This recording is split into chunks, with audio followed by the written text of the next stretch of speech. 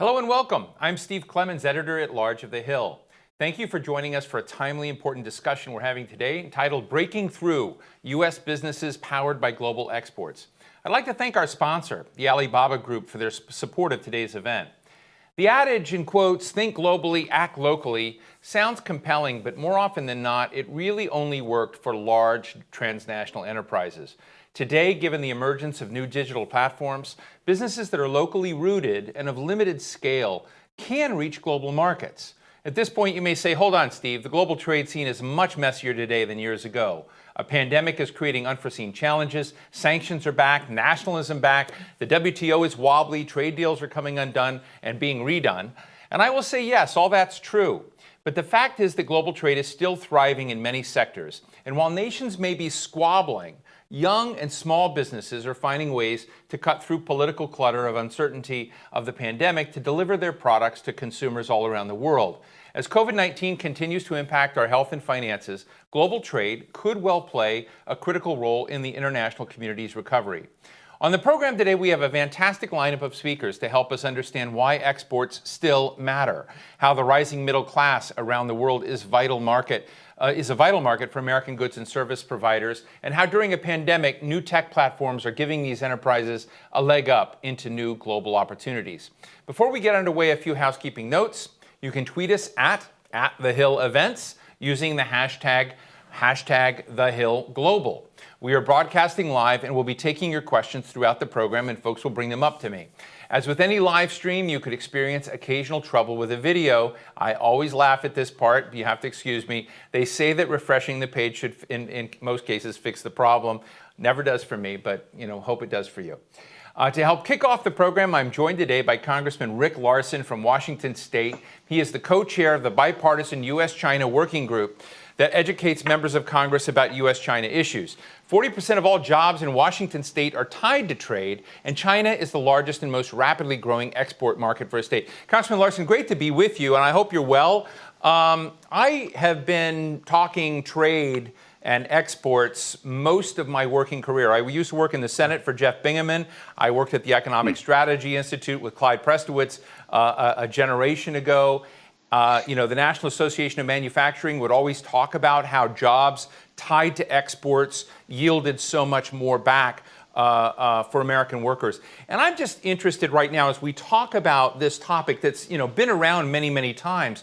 What does your dashboard look like today? Does trade still matter? Do exports still matter? Or can we just do it all here in America? That's a great question, because I think right now something we're struggling with is staring at the problem that's in our face, and that problem is COVID-19 and the pandemic and response to the pandemic. But there's still all this work that was on my desk on January 15th that is, again, it's still on my desk. It's still work that I have to do as a member of Congress, meaning that the investments that we need to make in increasing the competitiveness of the American workforce, the investments that we need to make in our transportation systems in the United States to make our economy more efficient and more competitive globally still is out there. The investment and the time that we need to put into developing good, robust trade agreements that include help for our support for workers and for the environment based on the TPP and the USMCA model. All that still exists. All that is still important, and all that is still part of the longer-term economic recovery of the United States. We have to do this because we can't think that other countries aren't also thinking about the recovery later on. We can do both things at the same time, deal with this pandemic as well as prepare for the recovery. I know that you've been involved with China, and I'm going to go back and again my ancient history when I used to be involved with Japan. And I was looking up today on the internet to look for my old friend Jim Easton. Jim Easton was with Easton Sports and Easton baseball bats and Easton rackets. And he used to, try to get market access to Japan. And in those days, they used to say that American baseball bats were different than the Japanese. There were all sorts of blocks and barriers to accessing the market. And Jim was persistent. He was really trying to sort of get his product into these markets. And I'm interested as we look today as the global market, not just China, which I know you know intimately, but the kind of broad scene. How are American exports doing? Do they still need a leg up to the table that the U.S. government helps provide, and by way both of market access? And are there firms out there? You know, Alibaba's sponsors today may be one, but are the eBays, the Amazons, the others out there, the Alibabas, able to help provide some of that support as well for some of your constituent firms? Well, I think first and foremost, from where I sit, thinking about U.S.-based firms is got to be the priority, and trying to open up access to markets for U.S.-based and U.S.-produced products made by U.S. workers. Right. Always has to be the first step. But I do think that the tariff-led approach that this administration is taking hasn't helped. It hasn't resulted in that end goal. I think opening up markets takes long-term, patient economic diplomacy, something that hopefully we can get back to. I also think that supporting and bolstering, even reforming the rules-based system that the U.S. helped create and build over the last half century, actually the last 70 years, is still the way to go. It's still the route to go. Look, I have a district where we grow blueberries and export them, and we make airplanes and export them, and everything in between and everything beyond.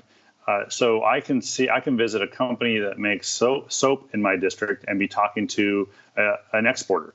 And of course, I can talk to a very large plane company that makes a lot of airplanes in my district and be talking to an exporter. There's still plenty of things that we're doing, making, developing in terms of service, growing, that is for export, that creates jobs in the U.S. And we need to continually be thinking about how, in terms of policy, especially in Congress, how congressional leadership can be part of supporting market access, and that is opening markets for goods and products and services from the U.S. Congressman, are you worried about America losing its ability, its seat at the table, if you will, in shaping global rules of trade?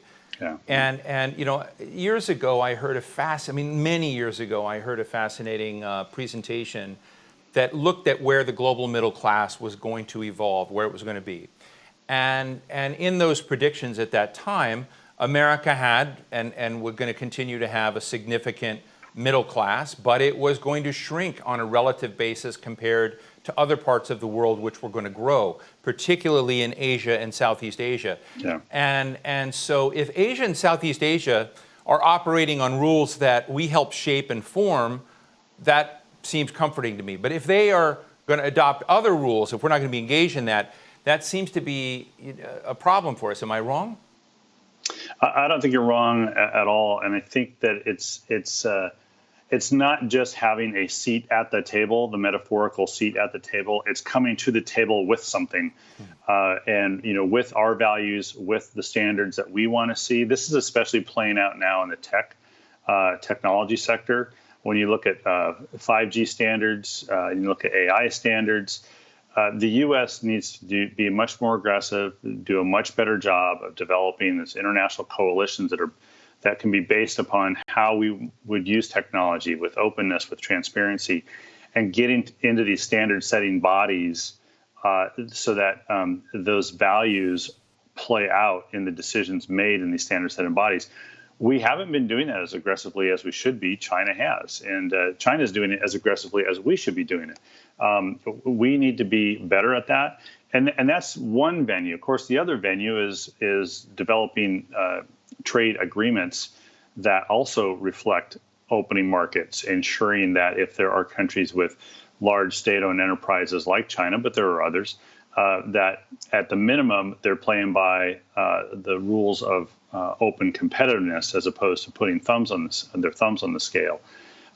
So there's a lot of venues that we need to be still playing in and be more aggressive, which I hope we can get back to in the future, do that much more of that, and get away from sort of a tariff-led, leading with our chin on tariffs and not getting the results that would really, I think, benefit the U.S. economy. Look, I was going to try and stay out of politics in our conversation. I'm really enjoying it, by the way. It's remarkably substantive. But I want to ask you about this seeming flip-flop, because you have now several times talked about a tariff-led strategy that doesn't work.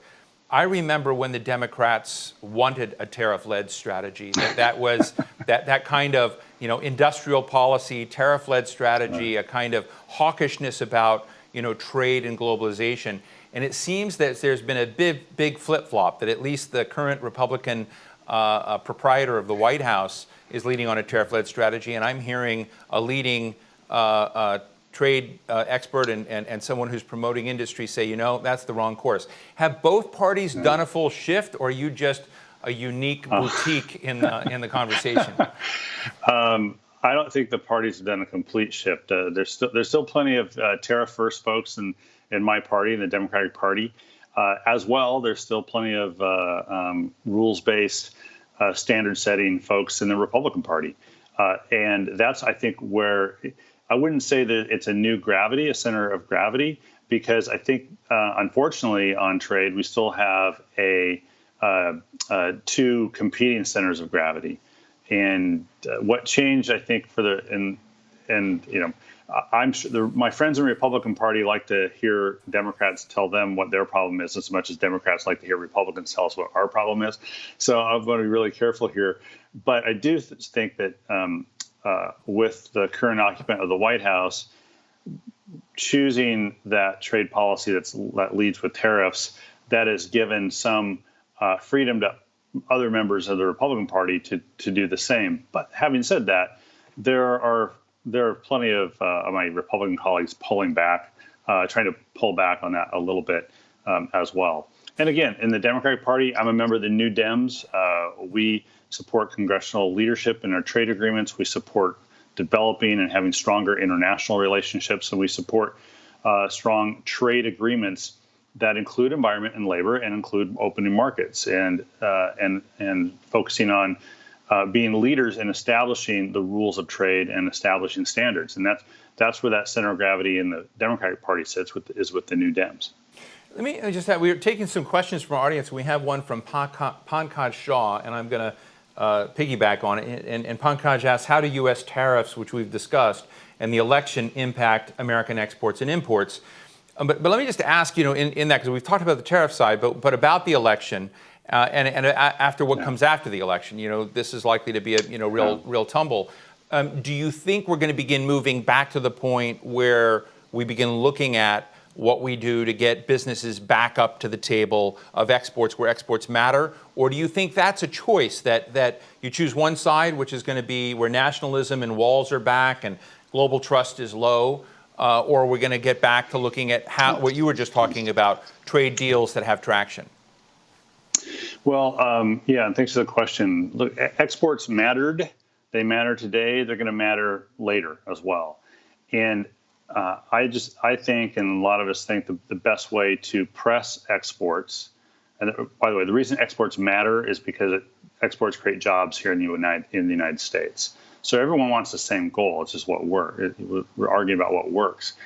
And because exports will always matter, I do think we have to find or do things differently in establishing the U.S. presence in global markets. And it will include trying to get back to enforcing rules of trade.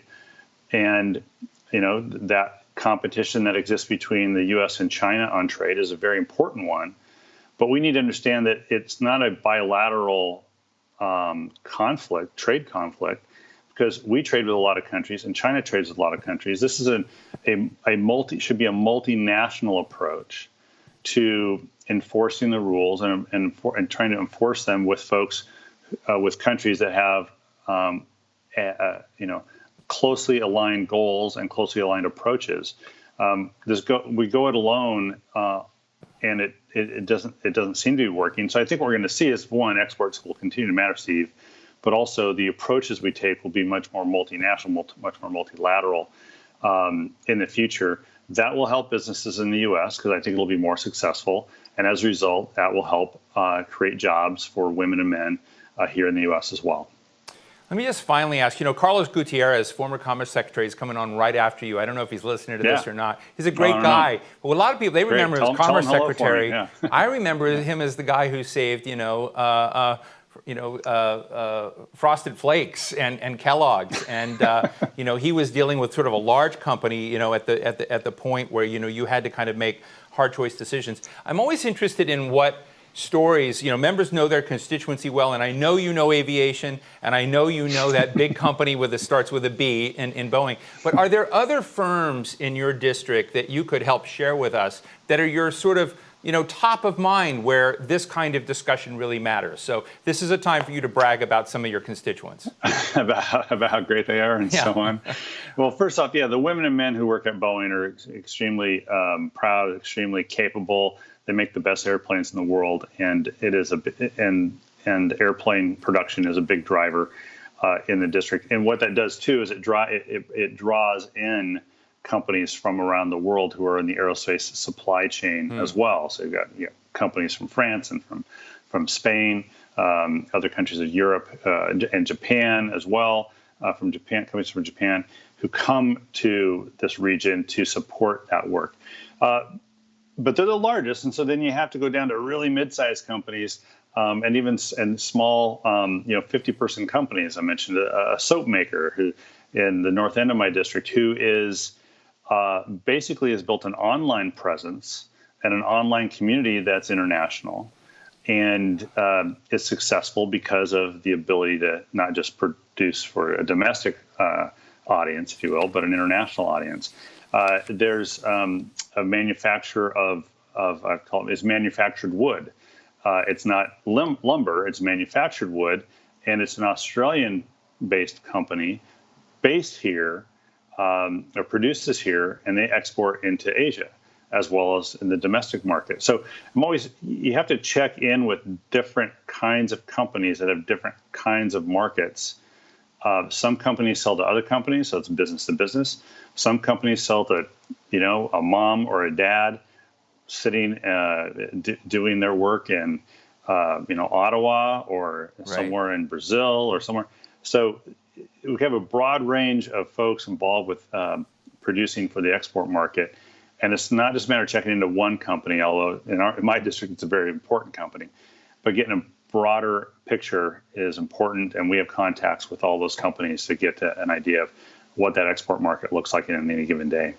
Well, Rick Larson, House member, I have to say I really like the fact that you talked about the international community right in your own home district. And I think if you look in district after district after district in this nation, you'll see those same constituent parts of the world that are both part of the export and the import side of this. So I really appreciate that framing. Thanks so much for your time today. Yeah, no problem, Steve. Not a problem. And everyone stay safe, stay healthy, wear a mask, stay socially distant. That's the number one thing to get through this pandemic. Thank you so much, sir. We'll have you back again, I hope. This is really great. All right. Great. Thank you. Thanks. Okay, that was fun. My next guest is former Commerce Secretary Carlos Gutierrez, whom I just mentioned. Secretary Gutierrez served in that position in the George W. Bush administration from 2005 to 2009. Prior to leading the Commerce Department, he was chairman of the board and CEO of Kellogg Company, and that's right, he saved Tony the Tiger. Today, he is the co-founder and executive chairman of Empath, a technology startup that uses machine learning to build what they call the workforce of the future. Secretary Gutierrez, great to see you again. Have really enjoyed our interactions in the past, and I remind people of your Kellogg background because I think some people forget that those people who served in high government offices just think about a government frame to things. And I know you were a private sector, one of the best CEOs in the country, saved Kellogg's during a tough time. And so right now we see all sorts of businesses in the United States, large and small, being hit by a bunch of simultaneous shocks. So I'd love to get your dashboard of what do you think we all ought to be focusing on as our most important priorities as we think about exports and we think about the economic vitality and livelihood of business today in America? Well, I think, first of all, as it refers to exports, we need to have a more sensible trade strategy. Our strategy today is very emotional. And there's a sense that if we have a trade deficit and someone has a surplus, that they must be taking advantage of us. The reality is that when we have a decline in our trade deficit, it usually means that we are in an economic downturn. because there's less commercial activity. So it's very ironic, and it's just as ironic that today, as we've been in this terrible tariff war for months and months and months, that our trade deficit is actually up.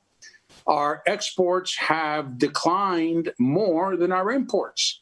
So it's not working, but we continue to do it. And we have missed out on some tremendous trade opportunities. We pulled out of trade deals that we should have been in. So we have backtracked, and we're probably 5-10 years behind the rest of the world. And I'm talking about Europe, Asia.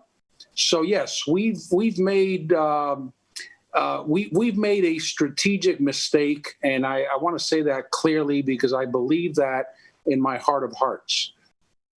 You know, I sometimes try to escape the political stuff in Washington and try to give myself a different frame. And recently, I interviewed the CEO of GoDaddy, Aman Bhutani. And GoDaddy is the largest registrar of domain names in the United States, mainly for e-commerce firms and others.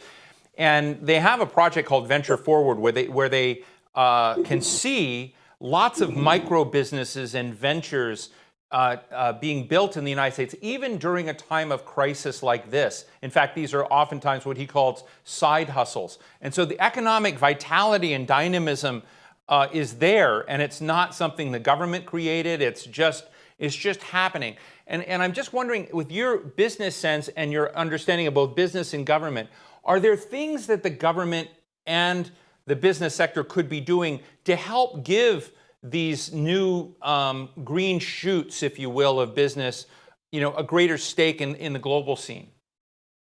Absolutely. This is our economy, and it's the future of our economy. We often talk about the big multinationals. We talk about the stock market as being the best indicator for our economy. Actually, it's the number of new companies that are started up. That's what gives our economy vibrancy, because many of those small startups will turn into big companies. Microsoft, Apple, Ford. Those are just some. Kellogg was an example. So we need to embrace that. We need to have incentives for it. We don't talk about it enough. These people are heroes. They risk everything, and often they fail because startups are a risky bet. And those are the real heroes of our economy. And you're absolutely right. In today's world, you can export without having a warehouse. You can export without making anything.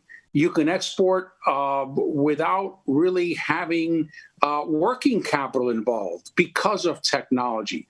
And there are firms that facilitate that enable a small company in the U.S. to export their products to customers in China. So it is, the world has changed. It's easier to open up a startup, but there's a lot more competition, so it gets a lot tougher. Let me ask you the same question I asked Congressman Larson.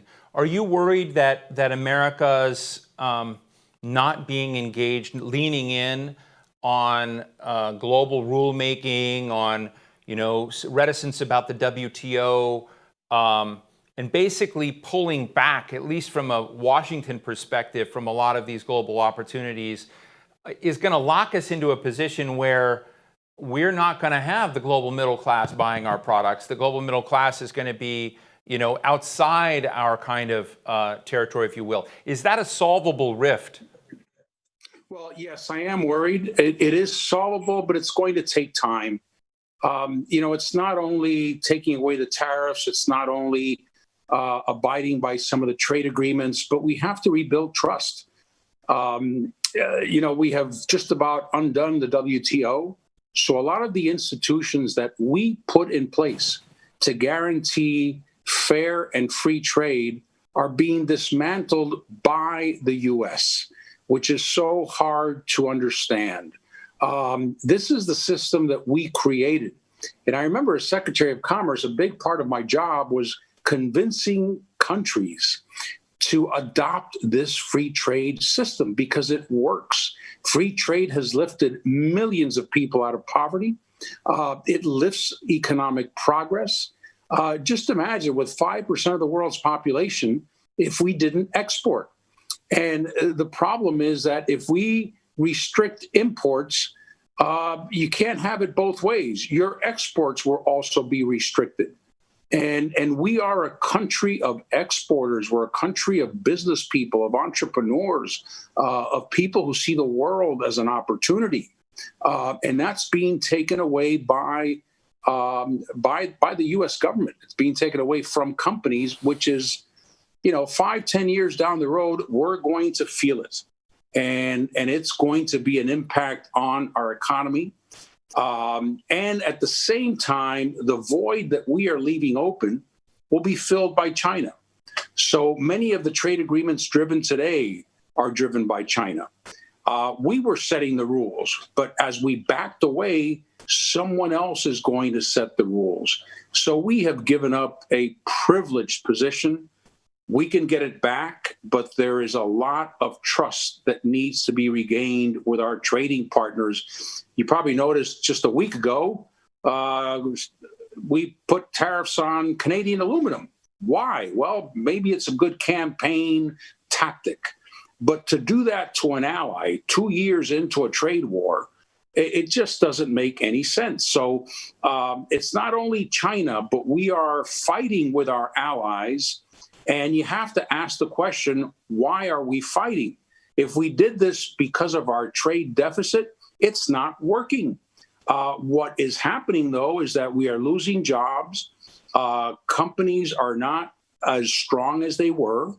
And by the way, the Chinese are not paying for the tariffs. U.S. consumers and U.S. companies are. So we're just hurting ourselves. And this is just a self-defeating purpose that we have here. Do you think, Carlos, that we failed, that broadly there was a failure to educate Americans in a more direct way about the benefits? Because I think a lot of Americans, if you went out and talked to many of my relatives who felt like in the choice between President Trump and Hillary Clinton, that Hillary Clinton represented New York, the financial world, which was sort of screwing their interests. They came through the 08-09 financial shocks. They lost homes and money, and they sort of felt like that kind of capitalism is not helping us. Do we need, and that we need something else? And some, my friend Pat Malloy just sent me a note saying, exports are great, but could we return back to producing stuff in America, onshore or reshore, to think about some of these things, but still be supportive of exports, so that people feel that there are tangible benefits to them from being internationally engaged. And I'm just interested in what you would do if you were given that responsibility today. I think you're right, and I think you make a good observation that really free trade and globalization really took off after NAFTA in 1994. Then, of course, China joined the WTO in 2000, 2001. So, in a relative sense, it's still new. It's still a new phenomenon. And there's no question that people have been hurt, especially when you go to communities. You can't expect people to support trade if they've just lost the only factory in town. So we may look at national numbers, and the national numbers tell us that trade is good. But try telling that to the person who worked at a textile factory that was shut down because that moved to Vietnam or moved to Central America. So I think we do need to adjust. We need to be more sensitive and have policies that are more sensitive to communities that lose their livelihood. Whether that means government investment, whether that means incentives for companies to move there, whether that means helping people retrain. That's going to be the big challenge, because we are losing jobs because of technology. We are losing jobs because it's less expensive to make these products overseas. So what we need to do is retrain our people so that they can take higher value jobs. And that's the challenge. We can't just leave people alone. Skills that we have today are going to be obsolete in 24 months. That's how quickly the world is moving. So we need a national program. We need a national program that involves the private sector and the public sector. We need a retraining scheme around the country. We need to give workers the skills that they need to be able to compete in the future. But what we can't just do is say, look, that's life, that's free enterprise, that's the way it works, and good luck. Because we're going to have tens of millions of people out of work without any skills to come back into the workforce. So yes, I think that's a big issue. And as we think of the future, we can't just leave it to the marketplace. We've got to learn from the past. I want to pose a question to you from someone, Hong Fong Fo, who happens to be an international trade specialist at the U.S. Department of Commerce, the place you used to run. And Hong Fong asks, what are your recommendations as a former Secretary of Commerce on how ITA and other trade-related agencies can and should help American goods and services reach the rising middle class in Southeast Asia and globally? That's a big question. But basically, what role should commerce and these agencies be doing today to help create a step up into the global scene? Because I know it's something that was a priority for you before. I'd just be interested to hear what your map of that looks, what we should be thinking about today. Yeah, that's a great question. I used to say that the Department of Commerce is the nation's sales force, and they do a great job. And these are real professionals who have a real sense of passion about business and about exporting and about helping U.S. companies.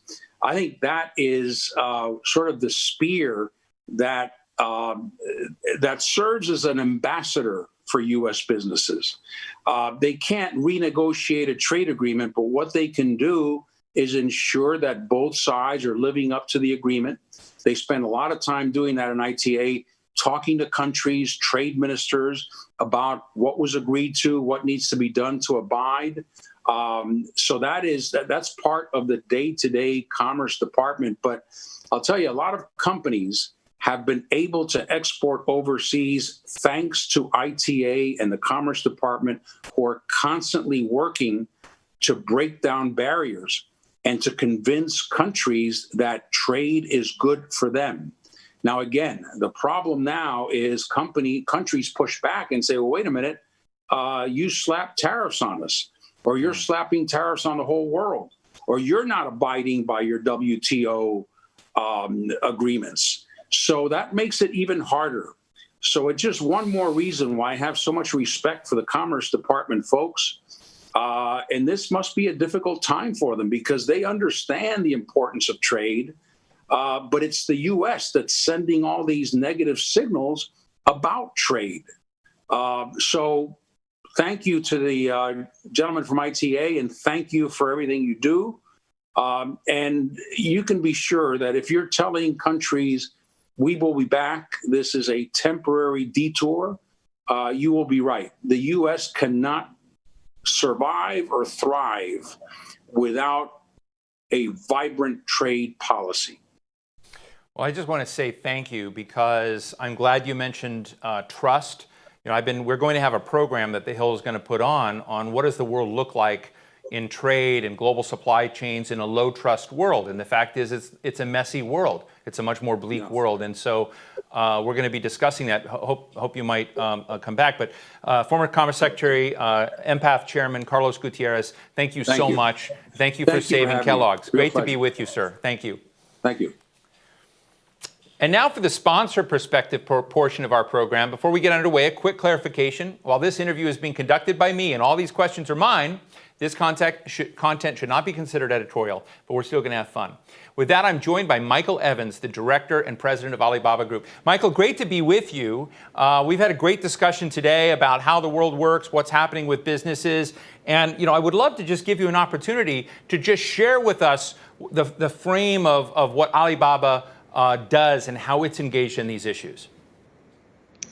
Well, thanks, Steve. Pleasure to be here today. In a nutshell, Alibaba is one of the largest e-commerce operators in the world.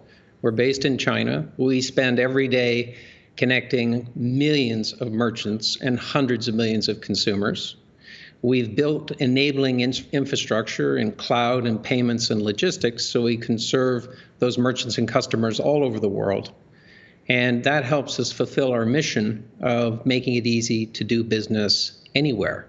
So think of it as last year about $1 trillion in sales, 900 million consumers in China and outside of China, and we deliver about 80 million packages a day. So this is a big scale business in China and globally. Our model is very important. It's very different than most e-commerce operators. We're a marketplace, so we're not a retailer. We connect the buyer and the seller and facilitate the purchase. And our mission is to help those merchants grow their business and their connections to consumers. So in the US, our focus is to take great American products and sell them to the Chinese consumer. And that was about a $40 billion business last year. So I think it fits the mission of this conference and this show, because this is our core strategy in the U.S. is to sell those great American products at a time when the U.S. is trying to recover, but at a time when consumer demand, particularly China and internationally, is enormous. Well, we have talked in the past about where the global middle class is and the global middle class growth. Well, we're gonna have a middle class in the United States, of course, but it is growing elsewhere, and reaching those markets are so important. And you've got one of the most astonishingly fast-growing digital marketplaces in the world, which I know has been, has helped businesses reach consumers. But what about businesses reaching other businesses, the B2B model? Are you engaged in that? What does that side of it look like for larger scale possibilities? Well, we're very engaged, Steve, in the B2B business. In fact, I think most people forget that Alibaba actually started, when Jack started in 1999, it was a B2B business model. And since then, we've grown to become the largest B2B marketplace platform in the world. We connect to 190 countries. And in particular, the US B2B business is very, very important. I think people sometimes forget that the trade that takes place between businesses, so the B2B business, is about $24 trillion globally. That's 6 times bigger than the B2C business globally. So B2B, very core part of our history, a very important part of our business strategy. And of course, it helps us serve the little guy, the small businesses, which are such a big part of our culture. We're having this discussion in the middle of a pandemic, a global pandemic. COVID-19 has hit many people and all around the world, but very tough in the United States. How are you interacting with American businesses on their needs in the COVID-19 era?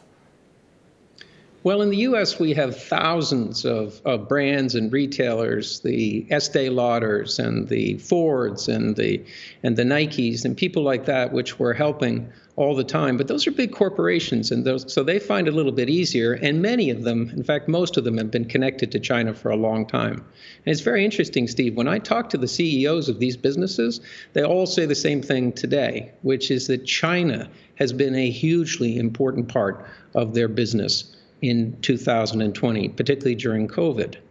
But the part of the business in the U.S. that really needs support are for small businesses, because they don't have the digital tool set.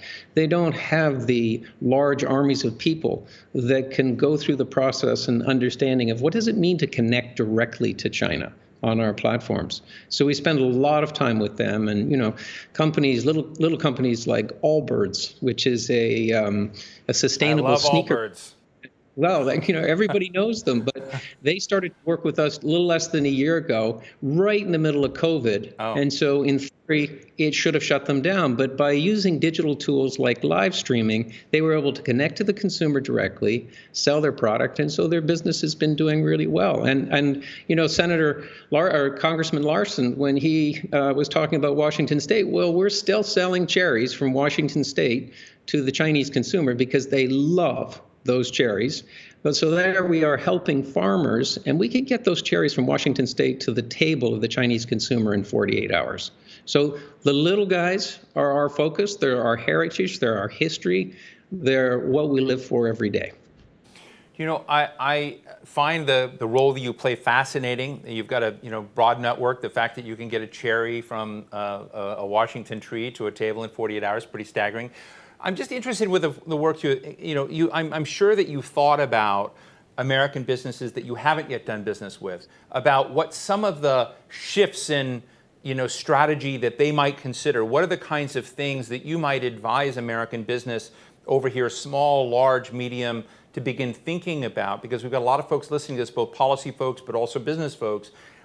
How can they interact with what you bring to the table, and what are some of the blind spots you may see that they might want to remove as they're thinking about interacting with a global market? Well, I think there are probably three things that spring to mind. The first would be that being digital or having a digital strategy for your business is no longer optional. It's absolutely mandatory, because COVID has shown us many things, but one of the things we've learned rather painfully is that a offline physical store that's closed is very difficult to make your business grow. And by digitizing your offline assets, you can still be operational and still make sales. The purpose of that offline asset may change, but it allows you to stay in business. So a digital strategy, very important. The second is that the tyranny of distance, as I think about it, between the U.S. and any international market, but certainly the U.S. and China, is enormous. And so many brands think, I'm too small, I'm not in the right category, this is too complicated, I don't even understand the exchange rate between China and the U.S., or I couldn't possibly consider how I would get my products from Piqua, Ohio to Beijing or Shanghai or Hangzhou, so I'm not going to try. It's just too difficult and probably too expensive. And the answer to that is that we have a solution for large brands, large retailers, small businesses, farmers. This is the core strategy of Alibaba in the U.S., is to try and figure out how we can help everybody that wants to approach the Chinese market or the international markets. And the last thing I would say is that many businesses, particularly in the U.S., have grown up believing that the most important consumer market and a good enough consumer market was the U.S. consumer market, when in fact it's good to have optionality to sell your products to multiple markets around the world. But for a long time, I think small businesses in particular thought, it was the local market that they had to connect to and do well in. Now, even small businesses can conquer the tyranny of distance and basically sell their products anywhere.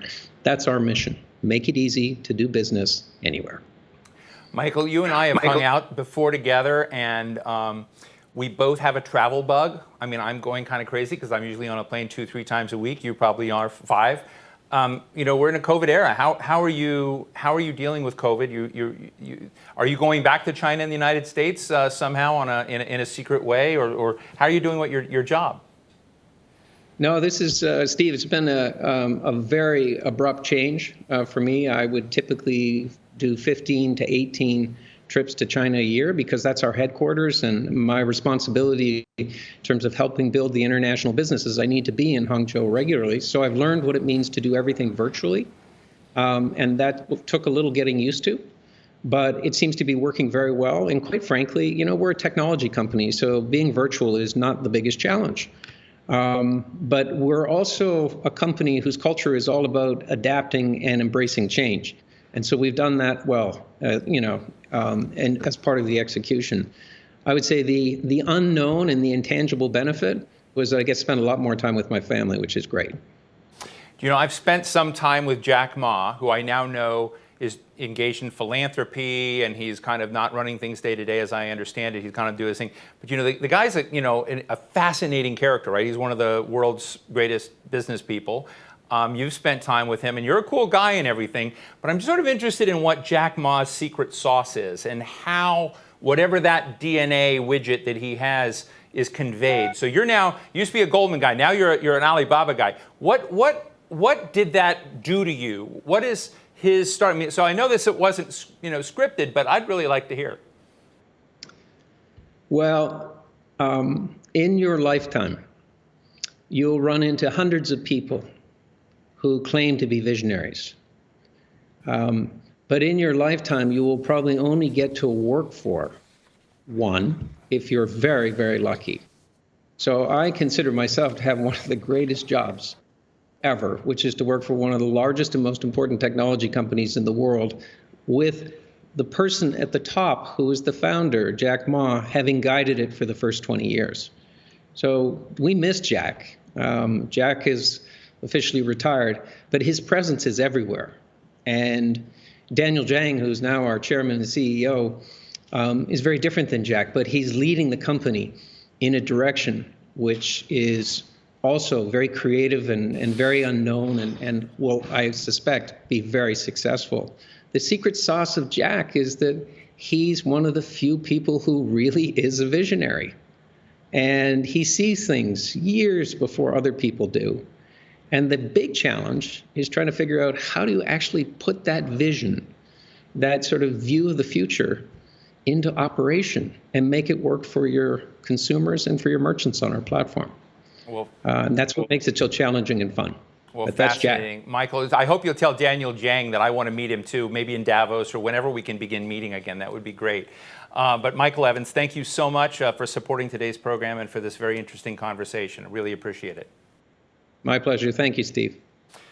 And now we're going to hear from business leaders representing two highly visible and competitive sectors, beauty and confectionery, or candy, if you like. My next guests know all about market access and competition. Josh Guyam is CEO of Small World Brands, super cool network of products that you have helped launch, and I'm looking forward to getting into all that. He's also the founder and managing partner of Ignite Venture Studio, a new brand and innovation accelerator in the health and beauty market. Prior to this, he spent 15 years at Johnson & Johnson holding several roles that helped him get familiar with markets across Europe, Africa, and the Middle East.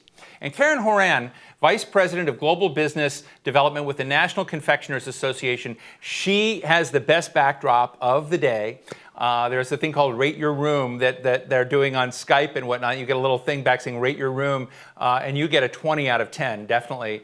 Every year, members of the association export nearly $2 billion worth of American-made chocolates and confectionery around the world. I should say I had a talk with Karen the other day, and she said, you know, we only export $2 billion. That's kind of a small number. To me, it's a big number, and I find it fascinating. So thank you both. Josh, let me just start with you for a moment. And your backdrop's not bad either, but you know, it's very hard to I hope you can see the candy room behind Karen, because it's pretty impressive. But Josh, I'm interested as you kind of look at the scene we're in today, and you've helped launch so many brands around the world. And again, we're not doing this just for what's already happened, but we're trying to put this out for people who would like to have a playbook on how to begin thinking about following in your footsteps and taking some of their brands out there. Is it a healthy time to do that, or is this a dismal time? Yeah, it's actually, first of all, thank you for having me. And what we're finding is this is actually a perfect time for entrepreneurs to push more global presence. To give you an idea, we launched a beauty brand last year.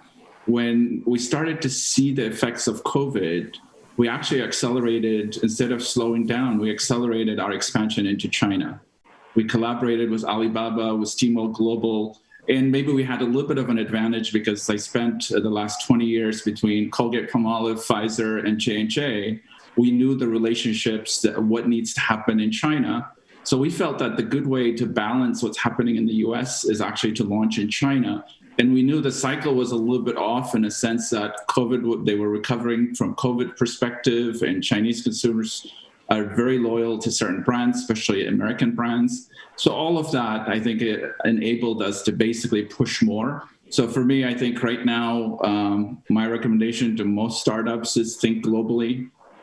Because of the digital marketplaces, I think several of your speakers actually highlighted that. It's actually the best time to expand. Let me ask you another question before I jump to Karen. But you know, oftentimes when we think about countries like this, and again, I was discussing Japan with Congressman Larson and others, there used to be, seemed to be a much heavier, bigger hill to climb on culture and language gaps and misunderstandings. Have digital marketplaces somehow brought that hill down a bit? I mean, what's the state of the speed bumps and the barriers when it comes to dealing in a culture that, you know, my relatives in Kansas and Oklahoma wouldn't have the foggiest idea of what to do in Tianjin? Yeah, no, it's interesting. I think that you bring up, whether it's Japan, China, and other places, social media is changing everything. I can tell you that here in the US, we work with editors and others when we're launching new products. we highlight something in the US, we get orders from China, Hong Kong, Japan, people asking because they read something that happened in the US because of Facebook, Instagram, everything else you could think of socially, from a social media perspective. So this is a trend we continue to see, but speed matters in all of this. I think it's important that people understand information is getting from US to Japan, from Japan to US or China or Korea at a much faster pace than what we're used to. And this is actually enabling those speed bumps that you mentioned are becoming easier.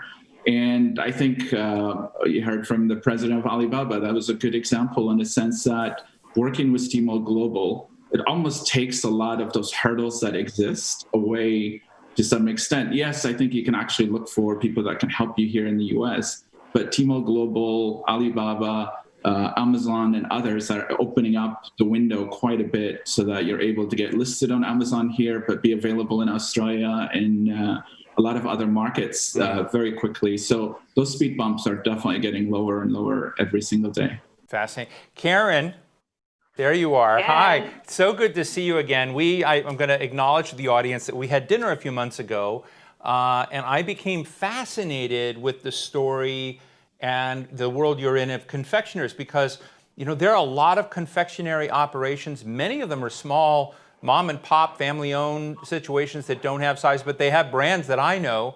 But the global export scene is beginning to matter for more of them. So you and I talked about almond roca. Can I hear the almond roca story? Can we share that with our audience? Absolutely. Yes, almond roca. And I just wanted to iterate also that, yes, many of our members, while we have many large multinational companies, 2/3 of our membership are small to medium-sized companies that are family-owned, multi-generational companies.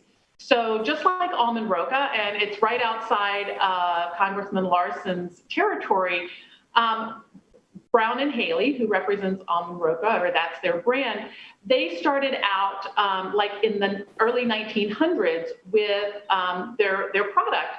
And what's really impressive with almond roca and Brown and Haley is that 1/3 of their business is exports. So for a small company, that's very, very impressive. But Asia is an area of interest for them, and it comes by it naturally because they have taken into account the packaging that they have. They've incorporated, it comes in a pink tin. They've added red to it because red represents wealth, and as well as they have gifting, a lot of the gifting for the gold in the packaging and the wrap that the product is. So, they really have expanded into this market, given the fact that they took a strategic look at this, and they represent this and really, really focus on Chinese New Year, the 11/11 date that Alibaba represents as well in China. Right. So it's they're a really good company that's small, but they have a huge business in the Asian marketplace. Let me also ask you, Karen, about what U.S. government services, support networks, if any, exist. I mean, I'd love to just hear and convey to those out there listening to this where they might look to for support if they've never gone this route before. And I know you've talked a little bit about agriculture and some of these internationally lean-in programs. Right. So, confectionery products, you think of confectionery as a packaged good, but they have a tremendous number of agricultural content within the products.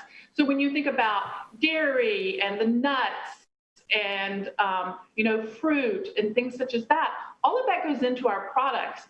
So yes, we have access to some other forms of market access through USDA.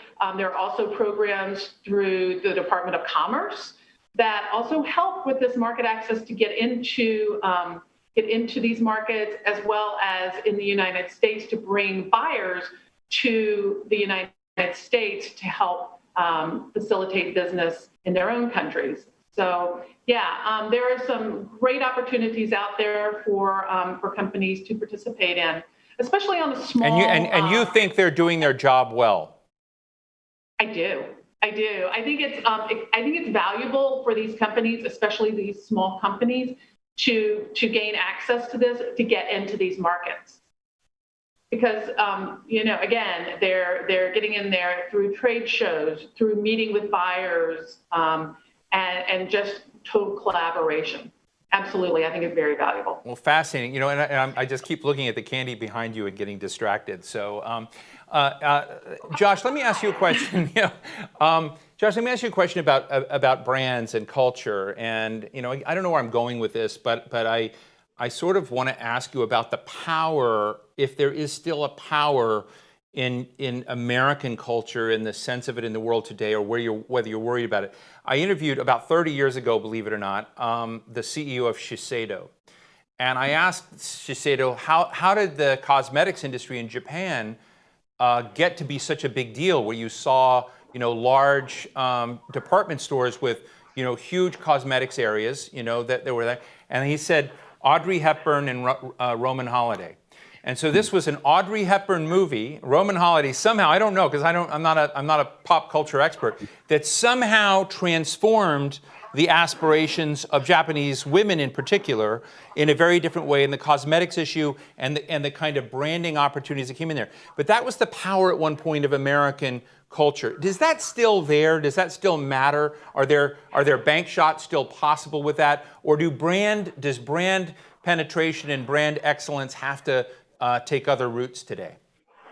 Yeah, I think that's what it used to be. I don't think that exists as much as it used to. I think digital has equalized a lot of things, which means that influencers, key opinion leaders, are actually influencing a lot of things that people are buying today. Believe it or not, in the US, influencers, whether it's actors, actresses, just people that are into health and wellness, people that do training, all of those people are big influencers because of Instagram, Facebook, in terms of the following they have. I mean, you'll see people that have 50 million followers. And in this day and age, it's not TV advertising. It's actually getting the right influencers that believe in a brand, that truly support the brand, getting those collaborations. And they range from people that have 5,000 followers all the way to 50 million followers.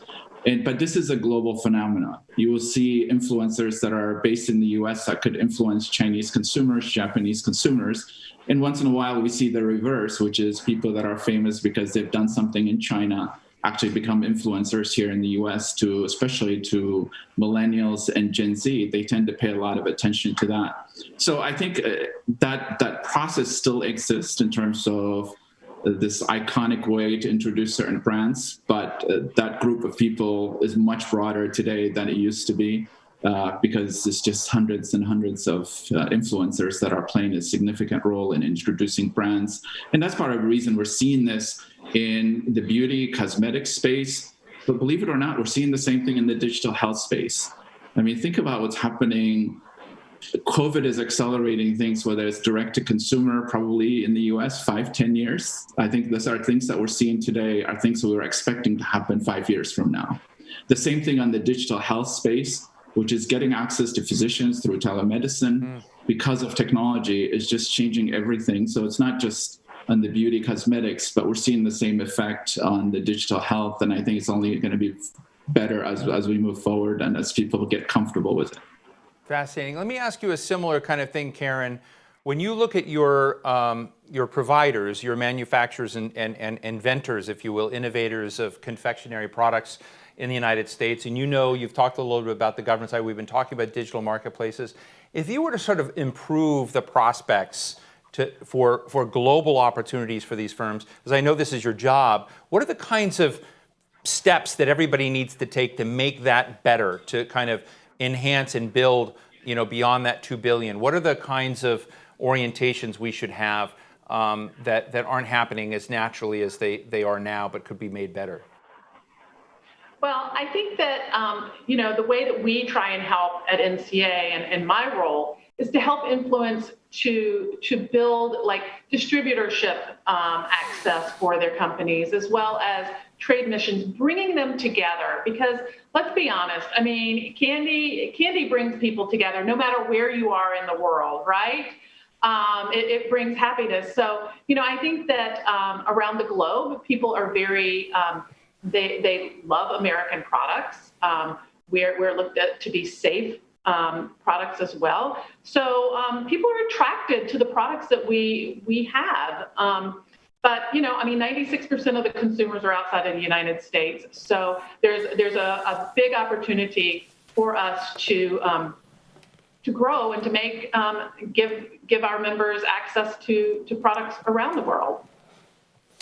Let me just ask you both finally, when we look at the global scene and the digital marketplaces, are you optimistic that this will remain robust and because we just do see a shaky world, a world where trust isn't where they are. And when I kind of go and I think about some of the businesses that I know, like the ones I was discussing from GoDaddy and others, they're filled with optimism. But I'm just wondering, since you're both sitting at a slightly higher ladder point, are you optimistic about how things are, that we'll get through these tough times, or do you think we need to take what's seriously and kind of do specific steps to rebuild that trust? Josh?